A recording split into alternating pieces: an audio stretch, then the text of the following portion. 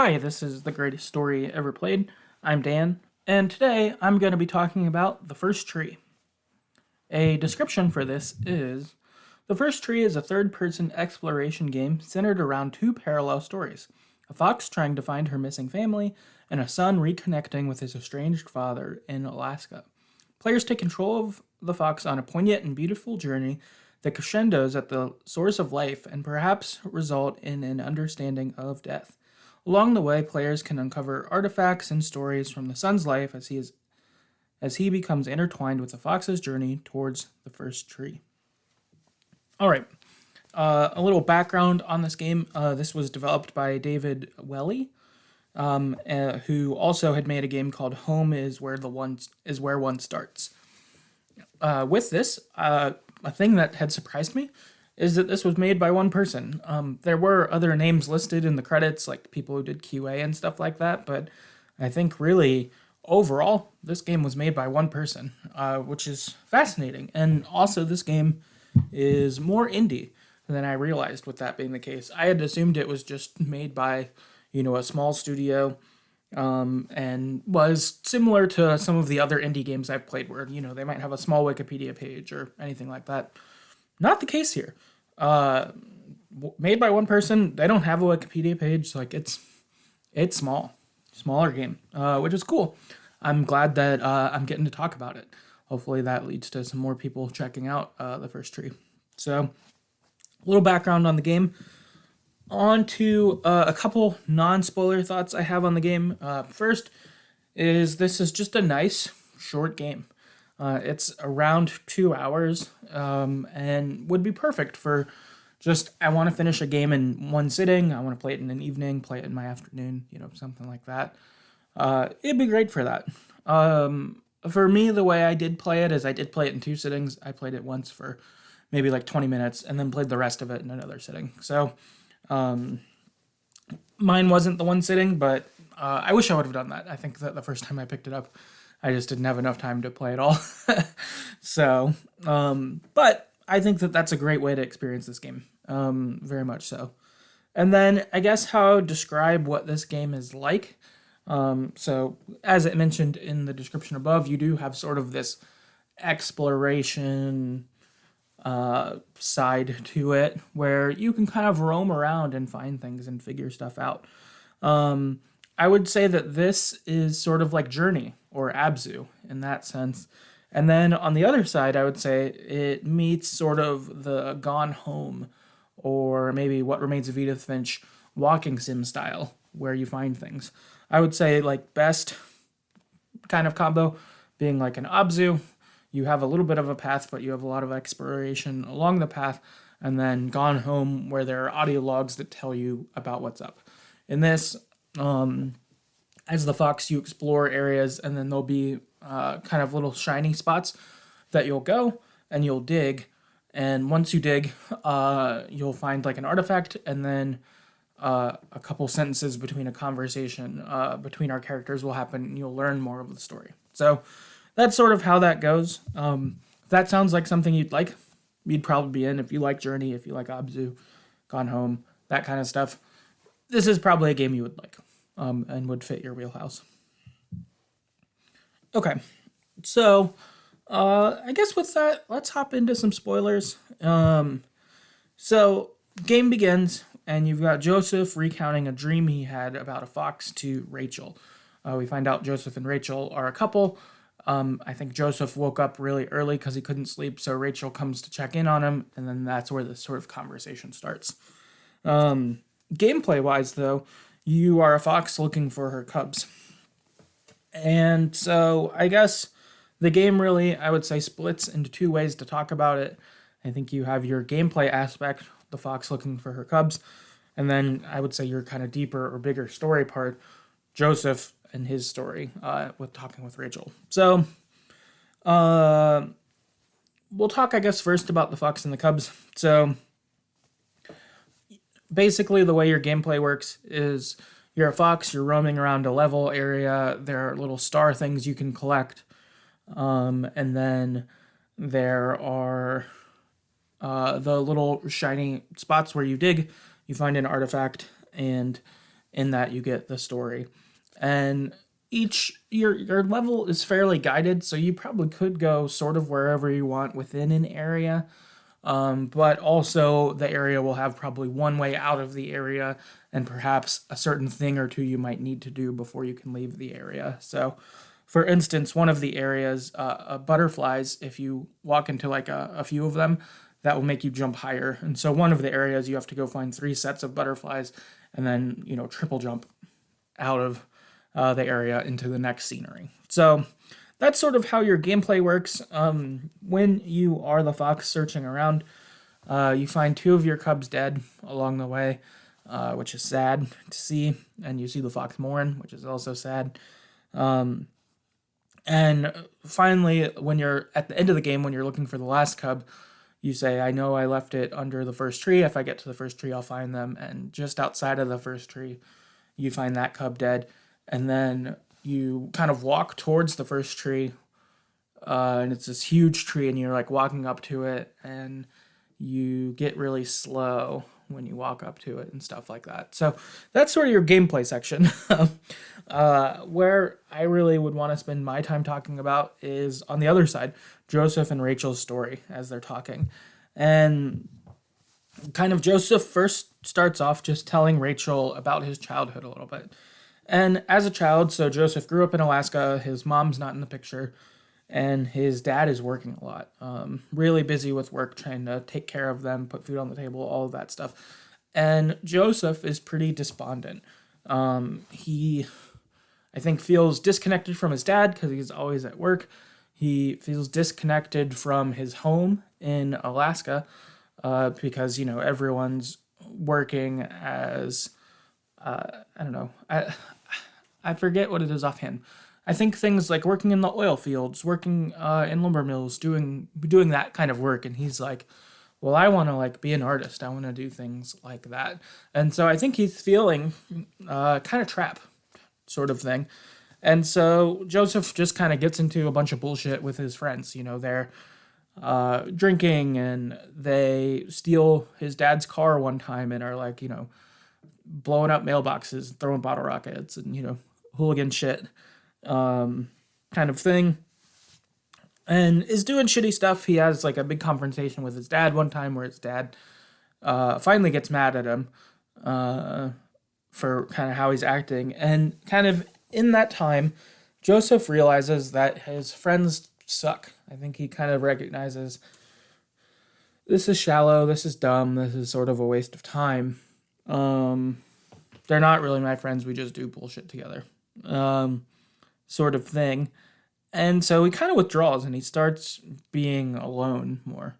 Alongside this, he just kind of gets into drawing on his own. And so it seems like Joseph is more or less sort of existing through life. He's doing some art on the side, but he's pretty removed relationally from people. He doesn't really have friends. He doesn't really talk to his dad, all of that. And he recounts that his dad tried to get him to go camping. And he was like, he must have asked me once a week for, a year almost or something like that. Just, hey, do you want to go camping? And I'd say no. Next week he'd ask again. And part of me was like, I just wish he'd take the hint. I obviously don't want to do this. So finally, one time I was like, fine, yeah, let's go camping. Because maybe he would stop asking. And while they're out camping, they start to talk. And Joseph's walls start to come down. He tells him about his sort of dissatisfaction with different things going on, that he wants to get into art, that he feels stuck in Alaska, that sort of stuff. And what kind of sparked this conversation was his dad had shown him the tree that he had carved on for Joseph. So there's a tree that when Joseph was a kid, that Joseph has his name carved into. And his dad showed him where it was, and Joseph's recounting, I always called it my tree, even though my dad really did most of the work, but, that was my tree, and it felt special. And this kind of leads to this opening up, and father and son relating like they haven't in years. And the dad makes a joke that if carving on a tree was what you needed so that I would talk to you, I would have filled logs with novels to you every day at your door to be able to relate with you. And it's silly, but it's also so kind. That if I knew the thing where we could have been relating, I would have done it. I would have definitely done it. I really, really liked that. I thought that was really cool. From here, you see Joseph and his dad start to bond. They start to chart out the land. They own like 1,000 acres or something, and so they start to chart it, where they'll make their own map of it. And okay, here's what's here, and here's all that. So they kind of do this, and then there's this weird part in the middle of the story where Joseph just sort of shuts down. He says that it's not the intruder, but it's something like that. Shows up, and then he says that his dad had died, and he can't talk about this anymore. And so Joseph kind of shuts down. He's like, I can't really talk anymore. Like this has me fucked up, kind of thing. And we see Rachel be supportive here. All through, I might add, Rachel has been supportive through this story. She's really engages with Joseph, asks him questions, hears him out, all of that. She's very kind. And we see her be supportive here, but then kind of go on the initiative on this. Rachel, I would say, here has been largely responding and listening to Joseph's story. And with Joseph being out of it and hurt and withdrawn, Rachel says, hey, I want to share some stuff with you. I think this might be helpful. Have I ever told you about my mom? And so you have the scenery switch, which was pretty cool here. You have, so the game so far has been the fox walking through kind of a forest, green area, that kind of stuff. Here it switches, and it's just almost like water everywhere. And there's a deer that kind of goes to different spots that highlights them white. You walk there, and then Rachel tells more of her story. And the story about her mom, and that her mom had died when she was young, and that her dad was pretty vacant, that he was like an alcoholic, he wasn't there, and that Rachel had just made all of these origami swans that she wanted to fly away someday. That was kind of her hope. And so she shares in this, and Rachel sharing, I think, combined with Joseph sharing, helps them bond here. And Joseph explains that he is concerned about being a father. So Rachel, I guess, had told him recently that she's expecting, and he wonders to himself, how can I be a good dad when I wasn't a good son? And so he's got all this guilt about this, about how he treated his dad, all of that. And Rachel affirms to him and says, we're going to figure this out together. We're a family. We can do this. Neither of us had great families, but our journeys brought us together. Something about you when we met in college, your earnestness, some of the things that you had that I got to see from like what you're describing here. That's what made me want to know you. And so affirming like that, yeah, we have damage, but like, okay, you weren't the perfect son. That doesn't disqualify you from being able to be a good dad. My mom wasn't there. I think her mom died young, is what it was. I can still be a good mom. And some of these things aren't stated, they're implied. But really, really good stuff. Affirming each other here. And then kind of the main other story thing that comes from this is while Joseph and Rachel are talking, he talks about receiving a letter from someone whose address he didn't recognize their name. But a quote from their letter that stood out to him was, "Death is not the opposite of life, but rather it's a part of it." And that this is kind of bringing some change in Joseph's thinking of, what is all of this? My relationship with my dad was complicated, this and that. Alongside this, too, you do get Joseph and Rachel telling their stories. You also do get a little bit of commentary of them talking about Joseph's dream. And one thing in that is, the first tree. Rachel makes this comment that the first tree, it brought life to where it was. It brought life to the birds. It brought life to the animals. It brought life to the area it was in. Like, it was so important. It was so wonderful. If it could do all of that for them, what could it do for us? Which I thought was really great, just sort of thinking about that. Now, something unusual or unexpected happens is you fast forward 6 months and you're playing as Joseph at this point. First person view. So it's been third person this whole time, playing as the fox, running around, doing stuff. Now instead, first person view, you're Joseph. And you're looking around your house and you realize that it's Joseph back at his childhood home. And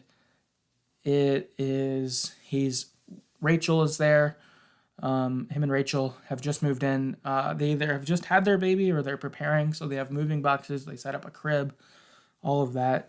And you wander around outside, you see the old tent that you and your dad set up. It's very cool. All of these are things that you heard described kind of while you were the fox earlier in the game, and then to get to actually see them was very cool. And so then you go inside the old tent for a second, and while you're inside it, you look out and you see a spirit fox, I guess is what I'll call it, show up. There's a fox that's white and kind of glowy out there, and you're like, what the hell? And so you follow it, and the white fox is just running. You follow it for a while, and you arrive at the first tree, this magical, beautiful tree. And on the tree, there are words carved into it. The tree has a message. For mine, it said something along the lines of,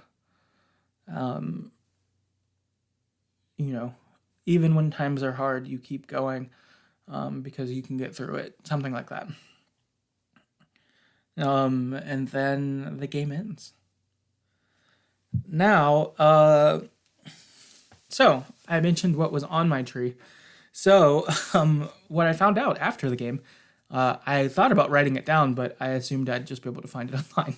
What I found out, though, after the fact, is that actually each message that's on the tree is from another player. A little bit before this in the game, it asks you, what's your message? What does your tree say? Or what do you want to write on the tree? And I accidentally didn't write anything on mine, so I hope that someone out there isn't getting nothing on their tree. That would be disappointing. But I was trying to type and accidentally just skipped forward, so I didn't write any message on my tree.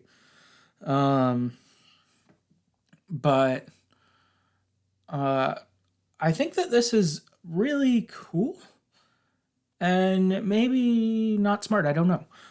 It's a bold move, I guess is what I'll ultimately say. A bold move by the creator to have the tree's message be from other players.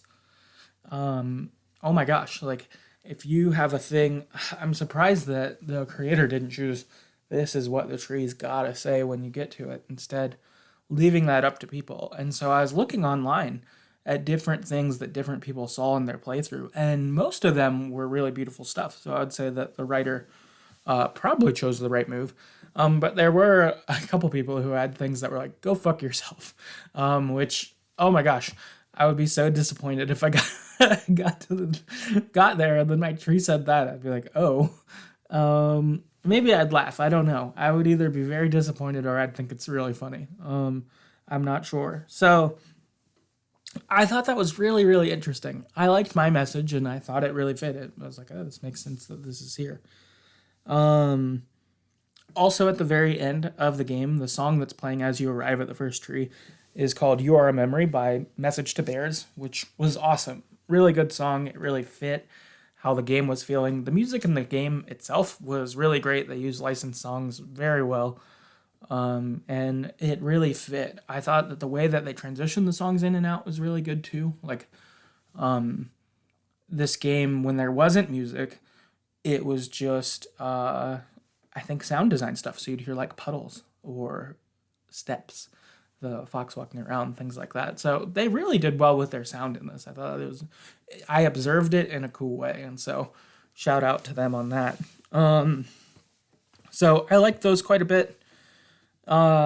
one thing I liked less in this game is I had a couple what felt like false endings, where there were times where I thought the game was over, and then the moment didn't come, and I like sat there and I waited a beat because I thought it was over, and it was like, oh, I need to keep going, and I thought that was a little unusual. I'm not sure if it felt that way to other people or not. I guess if it's a Dan problem, then dismissed.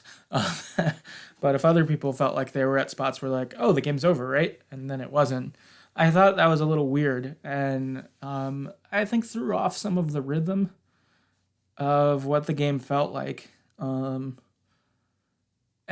maybe almost made it feel long after the fact because it was like oh, it's over. No, it's not. Oh, it's over. No, it's not. Even though, despite, right, it's a short game, and I think everything they put in was good and worthwhile. But for whatever reason, the way those felt, there were a few times where I was like, okay, this is the end, and then it wasn't. I think maybe if you had one time where you thought it was the end and that was it, and then, it came back, would maybe be all right, but I felt like it happened several times, and that kind of messed with my mind a little. That was odd. Last kind of thing I wanted to mention was because of the nature of the game being set in Alaska and playing as a fox too, it brought a couple different things that I've read in the past to mind. I think first, kind of bring together Call of the Wild and White Fang by Jack London. Both of those were on my mind, even though the fox is not in a winter-looking area, like there's not snow when you play as the fox. You're just in forest and stuff like that. It still had me thinking a lot about both of those, where you're a dog and you're a wolf in Call of the Wild and White Fang. And in those books, you experience what they do, and kind of the wildness that comes up with that. And so that had me sort of thinking about that, playing as an animal and also being set in Alaska like those are, I believe. And then it especially, though, reminded me of Into the Wild by John Krakauer, that book. I felt like some of the kind of things lined up there, and also the film of Into the Wild. I think that the movie's also good, but it just kind of brought me into thinking about those a little bit, and not totally, the Into the Wild themes of him kind of moving away from society and rejecting it is different. But I think some of even the things he thought about or kind of going, I don't know, I just feel like it would pair here. And I don't know, maybe a double feature of watching that movie and playing this could be a notable experience for people. I don't know. But that was a thing that was on my mind for sure as I was going through this. So, yeah, those are all of my thoughts on the first tree. If you have any thoughts on this game, please reach out to me on Twitter at StoryEverPod. I'd love to talk more about this game. I thought this was really cool. If you'd like to check out our other episodes, you can. Our website's TheGreatestStoryEverPlayed.com. Also, our podcasts are on Spotify, Apple Podcasts, really anywhere else you get podcasts, they are there. Some of the games I mentioned earlier, like Journey, Gone Home, Abzu, we do have podcast episodes on those, among other walking sim kind of games like this. So, yeah, if you like this kind of game, go check out some other episodes. You might find other games that you would like if you like this, that we've talked about before and could be something you'd enjoy. So go check that out. If you'd like to support the podcast financially, we would really appreciate that. You can do that at patreon.com/thegreateststoryeverplayed. There, for as little as $1 per month, that will get you access to monthly bonus episodes that we do. So recently, I covered the Last of Us HBO series on there. I also recently compared Tomb Raider to Uncharted, because I played all of those games somewhat recently. And so, yeah, things like that are on there. Also, some like non-video game stuff. I ranked the Star Wars films on there a while ago. Things like that. So that sounds like something you'd like. Go check that out. If you'd like to support the podcast but can't financially, that's totally fine. It'd really help if you just want to share an episode with someone leave a rating and review on Apple Podcast or Spotify, anything like that. I think that getting to share these games with people is the best part of this, really. Just getting to share and enjoy things together. So, yeah, please share this with a friend. Help people find us. That would be cool. And, yeah, that's what we got for this episode. So we will see you next time.